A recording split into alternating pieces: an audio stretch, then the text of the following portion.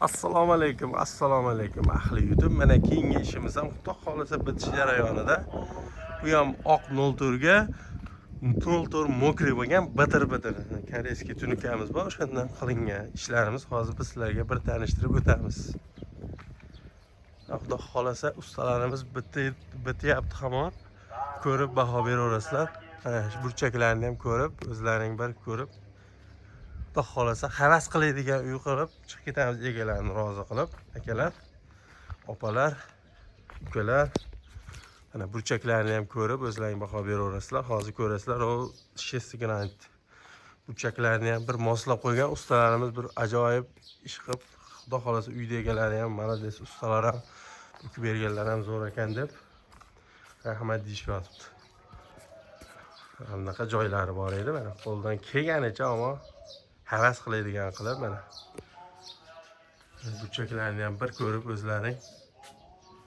Hali kimdir o'ylanishi mumkin, tunikada burchaklarni kesib, moslab, o'qib, bilintirib yuboryapti deyish mumkin.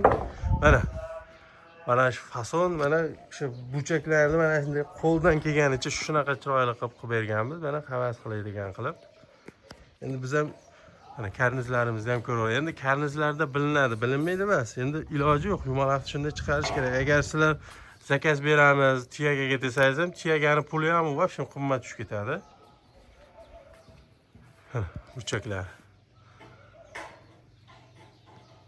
Sizlarga o'sha bitganda aytaman, nechta kvadrat mana shu aytimizga nech pul bo'ldi, darvozaxonasi bor. O'sha darvozaxonasiga ham inshaalloh bugun tushib, ertaga boramiz.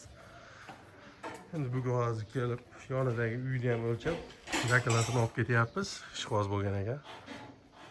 Ko'ringlar. Hozir siliplarni qo'yishyapti. Burchaklarni ham cho'tka. Ustaka burchaklari nima bo'lyapti aka? Ustaka burchaklari. Bitta burchaklarni ham tanishtirib o'tasizmi? Mana burchaklar, siliflarimizni. Bitta silifni mana uzmasdan biz ustalar xudo xolasa chiqaryapti qo'ldan kelganicha mana. Umuman uzilgan yo'q bu silif. 4 metrlik masalan tarno umuman uzilmasdan mana shu holatda kelib chiqyapti. Mana hozir bu yerdan ham bitta burchak yasaydi biz ustalar. Vayna qilib.